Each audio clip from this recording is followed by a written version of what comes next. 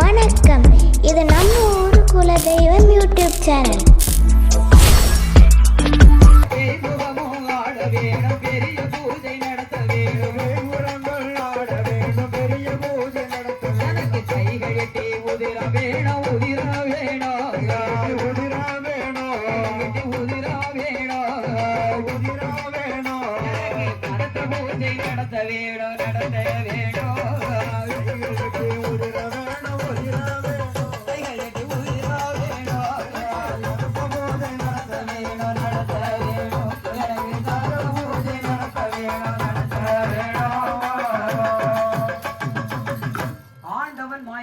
சுடலை மாடு பகவான் சிவபெருமான் இடத்தில் என்ன கேட்கிறார் பாருங்க.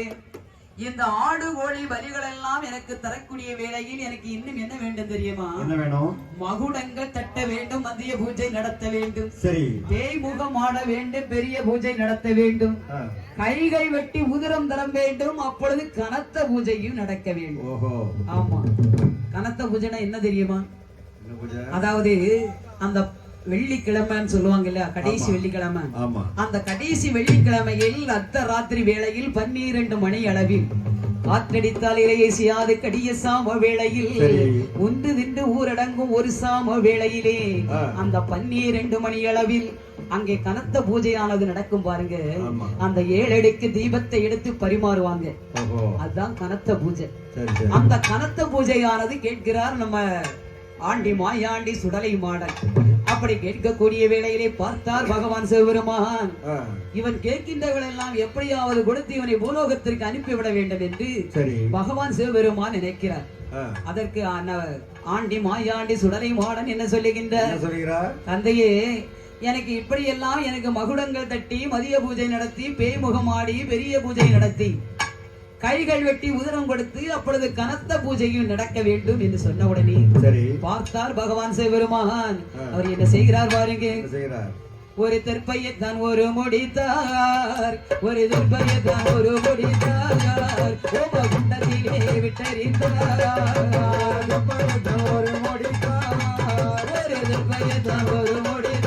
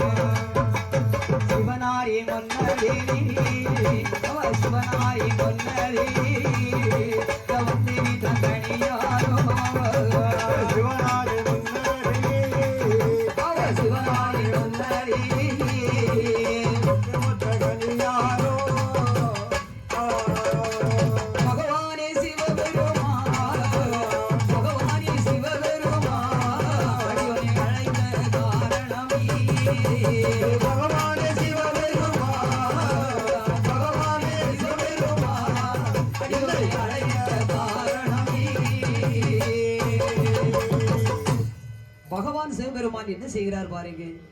சுடலை மாடன் கேட்கின்றெல்லாம் கொடுத்து எப்படியாவது பூலோகத்திற்கு அனுப்பிவிட வேண்டும் என்று அவர் என்ன செய்கிறார் பாருங்க. ஒரு தெற்பையை உருமடித்து ஓம குண்டத்திலே விட்டறிந்தார். அந்த ஓம குண்டத்திலே வருகின்றார் உற்ற தெய்வ கணியான். அந்த தெய்வ கணியான் வந்து பகவான் முன்னால் வந்து நிற்கிறார். சுவாமி, அடியோன் அழைத்த காரணமையாது என்று கேட்டதும் பகவான் சிவபெருமான் என்ன சொல்லுகின்றார்?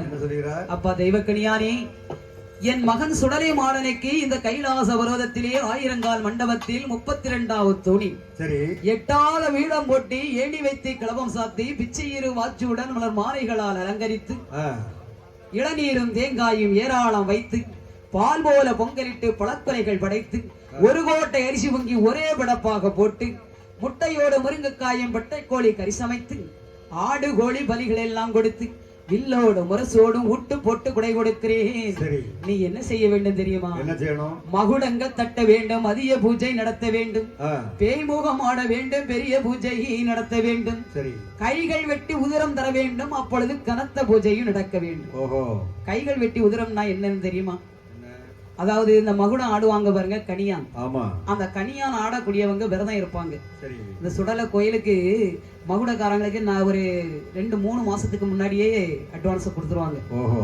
ஏன்னா கைகள் விட்டு உதிரம் கொடுக்கணும் இல்லையா, ஆமா, அதுக்காகவே அட்வான்ஸ் கொடுத்துருவாங்க. அவங்க விரதம் இருப்பாங்க, 41 நாள் விரதம் இருப்பாங்க. சரி. 41 நாள் விரதம் இருந்து அந்த கைகள் வெட்டி உதிரம் கொடுப்பாங்க. சரி. எத்தனை இலை போட்டிருக்கோம்? 7 இலை போட்டிருக்கோம். சரி.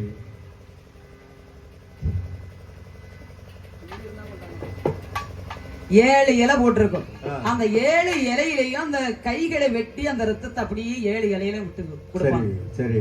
நாக்கு அறுத்து அந்த நாக்கில் உள்ள ரத்தத்தையும் அப்படியே 7 இலையிலையும் விட்டு கொடுப்பாங்க. பார்த்திருக்கீங்களா நீங்க யாராவது? நாங்க நிறைய பார்த்திருக்கோம். இப்படி 7 இலையிலையும் அப்படி விட்டு கொடுக்கக்கூடிய நேரத்துல நம்ம ஆளு எப்படி என்ன செய்வாரு பாருங்க, அருளாகி வருவார் இல்லையா. அந்த அருளாகி வரக்கூடிய வேளையிலே அந்த ஆட்டம் ஆவேசமாக இருக்கக்கூடிய வேளையில் அந்த இலையில விட்டுருக்கக்கூடிய அந்த ரத்தத்தை அப்படி நாக்கால அப்படி நக்கி எடுத்துட்டு போவாரு பாருங்க.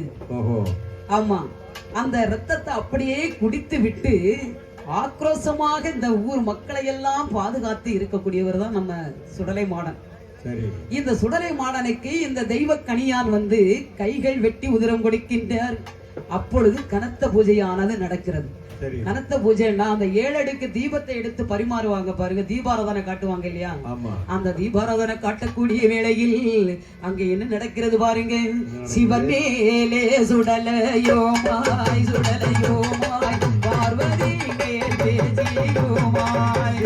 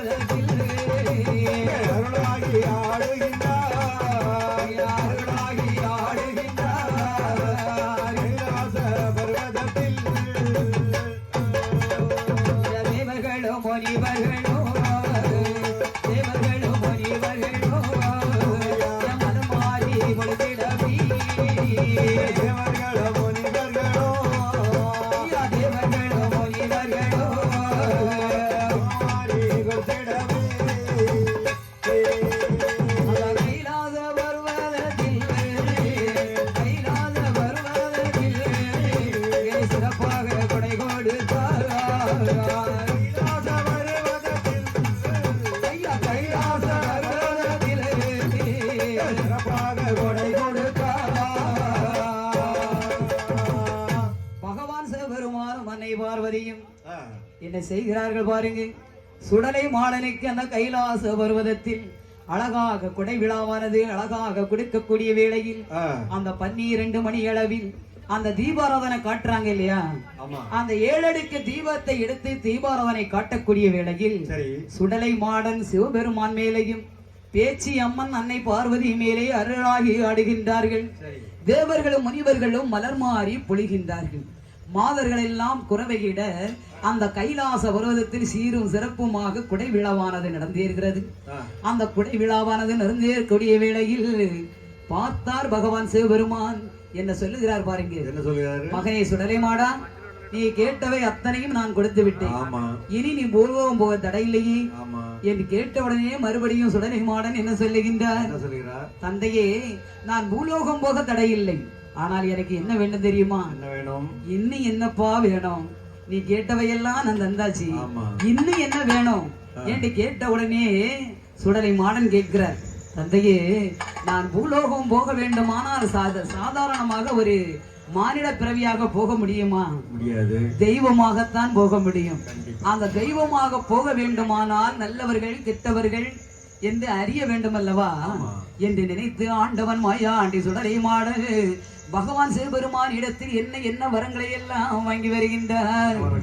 கொல்லும் வராம், வெல்லும் வராம், கொடுக்கும் வராம், எடுக்கும் வராம், கொல்லும் வராம், வெல்லும் வராம், கொடுக்கும் வராம், எடுக்கும் வராம், கொல்லும் வராம், வெல்லும் வராம், கொடுக்கும் வராம், எடுக்கும் வராம், கொல்லும் வராம், வெல்லும் வராம், கொடுக்கும் வராம், எடுக்கும் வராம், ஆக்கு வராம், மணிக்கு வராம், மணிக்கு வராம், மணிக்கு வராம், ஆக்கு வராம், மணிக்கு வராம், மணிக்கு வராம், மணிக்கு வராம், தீராத நோய்கள் எல்லாம் தீர்த்தால் மாற்றும் வராம், தீராத நோய்கள் எல்லாம் தீர்த்தால் மாற்றும் வராம், வேதனைகள் தீர்க்கும் வராம், வெற்றிலையால் மாற்றும் வராம், வேதனைகள் தீர்க்கும் வராம், வெற்றிலையால் மாற்றும் வராம், நேர்த்தி நேர்த்தி செய்வோருக்கு நெஞ்ச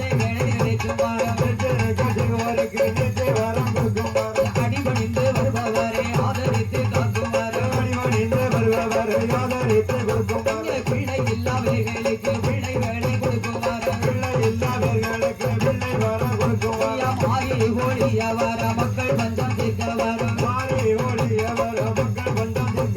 மந்திரவாதி இதனை அடக்கி மந்திரவாதி இதனை அடக்கி மக்கள் எல்லாம் காக்குவாரோ மந்திரவாதி இதனை அடக்கி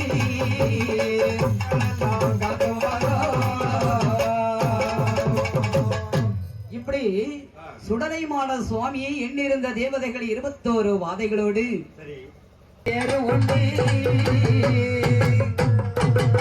அம்மா பகவதி, நான் யார் தெரியுமா? நான் பிறந்தது கைலாசம், வளர்ந்த இடம் தில்லைவனம், பெற்றாள் பார்வதி, பெயர் கொடுத்தார் பரமசிவன். அம்மா பகவதி, நான் சுடரொளியிலே பிறந்த காரணத்தினால் எனக்கு சுடலை என்றும், மையானத்திலே சென்று மாண்ட பிணங்களை எல்லாம் தின்ற காரணத்தினாலே மாடன் என்றும், இரண்டையும் ஒன்றாக சேர்த்து என் தந்தை எனக்கு சுடலை மாடன் என்று பெயர் வைத்தார். சரி, என் தாயார் என்னை சுடலை மாடன் என்றே அழைப்பார் என்று சொன்ன உடனே பகவதியால் பார்த்தார். அப்பா சுடலை மாடா, வந்த இடம் போக வேண்டாம், நீ இங்கேயே இருந்து கொள். பார்வதி பெற்றாலும் ஒன்றுதான், பகவதி பெற்றாலும் ஒன்றுதான். மகனே சுடலை மாடா, நீ எங்குமே போக கூடாது, இங்கேயே இருந்து விடு மகனே. என்னுடைய 7 கிடாரம் திரவியத்திற்கும் நீ காவல் இருக்க வேண்டும் என்று பகவதியால் சொல்லுகின்றாள். பார்த்தார் சுடலை மாடன் என்று சொல்லுகிறார் பாருங்க. அம்மா பகவதி, உன்னுடைய 7 கிடாரம் திரவியத்திற்கு நான் காவல் இருக்க வேண்டுமா? அப்படி உன்னுடைய 7 கிடாரம் திரவியத்திற்கு நான் காவல் இருக்க வேண்டுமானா எனக்கு என்ன வேண்டும் தெரியுமா? 7 நிலைய வேணும், ஏமசாம ஊட்டு வேணும். 6 நிலைய வேணும், அத்தசாம ஊட்டு வேணும். அப்படி ஊட்டு போட்டு கொடை கொடுத்தால் உன்னுடைய 7 கிடாரம் திரவியத்திற்கு நான் காவல் இருக்கிறேன். மகனே சுடலை மாடா, நீ கேட்டவையெல்லாம் நான் தருகிறேன். ஆனால் நீ வந்த இடம் போக வேண்டாம், இங்கேயே என்னுடைய 7 கிடாரம் திரவியத்திற்கு நீ காவல் இருப்பாயாக என்று பகவதி அம்மையானவள் சொன்ன உடனே சுடலை மாடன் என்ன கேட்கிறான் பாருங்க. அம்மா, எனக்கு 7 நிலைய வேணும், ஏமசாம ஊட்டு வேணும்னு கேட்டனே, எனக்கு எங்கெல்லாம் நிலைய வேண்டும் தெரியுமா? கோபுரத்தில் ஒரு நிலையம், கொடிமரத்தில் ஒரு நிலையம், கோபுரத்தில் ஒரு நிலையம், கொடிமரத்தில் ஒரு நிலையம், கோபுரத்தில் ஒரு நிலையம், கொடிமரத்தில் ஒரு நிலையம், கோபுரத்தில் ஒரு நிலையம், கொடிமரத்தில் ஒரு நிலையம், வடக்கு வாசல் ஒரு நிலையம், தெற்கு வாசல் ஒரு நிலையம், வடக்கு வாசல் ஒரு நிலையம், தெற்கு வாசல் ஒரு நிலையம், மேற்கு வாசல் ஒரு நிலையம், கிழக்கு வாசல் ஒரு நிலையம், மேற்கு வாசல் ஒரு நிலையம், கிழக்கு வாசல் ஒரு நிலையம், தேர்மோட்டில் ஒரு நிலையம், தெற்கு கலக்கத்தில் ஒரு நிலையம், தேர்மோட்டில் ஒரு நிலையம், தெற்கு கலக்கத்தில் ஒரு நிலையம், தேர்மோட்டில் ஒரு நிலையம், தெற்கு கலக்கத்தில் ஒரு நிலையம், தேர்மோட்டில் ஒரு நிலையம், தெற்கு கலக்கத்தில் ஒரு நிலையம். 7 நல்ல நிலையம் போட்டு, நிலையம் போட்டு, நிலையம் போட்டு, 7 நல்ல நிலையம் போட்டு, நிலையம் போட்டு, எனக்கு ஊட்டு போட்டு தரவு வேணும், தரவு வேணும், போட்டு நிலையம் போட்டு, நிலையம் போட்டு, ஊட்டு போட்டு தரவு வேணும், தரவு வேணும், எனக்கு ஊட்டு போட்டு தரவு வேணும், தரவு வேணும். சுடலை மாடன் பகவதி அம்மா இடத்திலே என்ன கேட்கிறான் பாருங்க. அம்மா பகவதி, உன்னுடைய 7 கிடாரம் திரவியத்திற்கு நான் காவல் இருக்க வேண்டுமானால் எனக்கு எங்கெல்லாம் நிலையம் போட்டு தர வேண்டும் தெரியுமா? கோபுரத்தில் ஒரு நிலையம், கொடிமரத்தில் ஒரு நிலையம், வடக்கு வாசல் ஒரு நிலையம், தெற்கு வாசல் ஒரு நிலையம், மேற்கு வாசல் ஒரு நிலையம், கிழக்கு வாசல் ஒரு நிலையம், தேர்மூட்டில் ஒரு நிலையம், தெற்கு கலுங்கத்திலே ஒரு நிலையம். இப்படியே எனக்கு 8 நிலையம் போட்டு, 7 நிலையம் போட்டதும் அல்லாமல் உன்னுடைய 7 கிடாரம் திரவியம் இருக்கிறது, அந்த திரவியத்திலும் எனக்கு ஒரு நிலையம் போட்டு எனக்கு தர வேண்டும். அப்படியானால் உன்னுடைய இந்த 7 கிடாரம் திரவியத்திற்கும் நான் காவல் இருக்கிறேன் என்று சொன்ன உடனே பகவதி சொல்றார், பாலகா சுடலை மாடா, உன்னுடைய 7 நிலையம் உனக்கு போட்டு நீ கேட்டவையெல்லாம் நான் தருகிறேன். ஆனால் நீ வந்த இடம் போக வேண்டாம், இங்கேயே என்னுடைய 7 கிடாரம் திரவியத்திற்கு நீ காவல் இருப்பாயாக என்று சொன்ன உடனே சுடலை மாடன் சொல்றேன், அம்மா பகவதி, எனக்கு உன்னுடைய சாப்பாடெல்லாம் எனக்கு பிடிக்காது. உனக்கு பச்சரிசி சாதம், அந்த பச்சரிசி சாதம் எனக்கு எள்ளளவும் பிடிக்காது. சரி. எனக்கு புழுங்கரிசி சாதம் தான் வேண்டும். சரி. அது மட்டுமல்ல, உனக்கு காய்கறிகளை எல்லாம் சமைச்சு உனக்கு சாப்பாடு தருவாங்க. ஆமா. அந்த நெய்யோட பருப்பும் சேர்த்து உனக்கு சாப்பாடு தருவாங்க. எனக்கு அதெல்லாம் பிடிக்காது. என்ன வேண்டும் தெரியுமா? என்ன வேணும்? புழுங்கரிசி சாதம் தான் எனக்கு சமைக்க வேண்டும். அதுவும் ஒரு கோட்டை அரிசி வாங்கி ஒரே படப்பாக போட வேண்டும். ஆடு கோழி பலிகள் எல்லாம் எனக்கு தர வேண்டும். முட்டையோடு முருங்கைக்காயும் பெட்டை கோழி கறி சமைத்து எனக்கு ஊட்டு போட்டு தர வேண்டும். அப்படியானால் உன்னுடைய 7 கடாரம் திரவியத்திற்கும் நான் காவல் இருக்கிறேன். சரி. பார்த்தாள் பகவதி. இதெல்லாம் அவளுக்கு பிடிக்கவே பிடிக்காது. இருந்தாலும் மகன் கேட்கிறான் இல்லையா, கொடுத்து தானே ஆகணும்.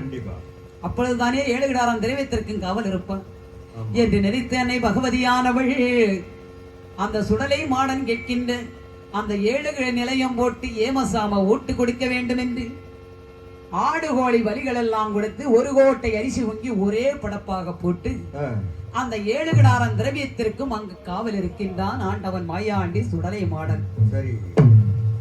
பகவதியாளுடைய கண்காணிப்பிலே ஆண்டவன் சுடலை மாடன் அந்த 7 கடாரம் திரவியத்திற்கும் காவல் இருந்து வருகிறார்.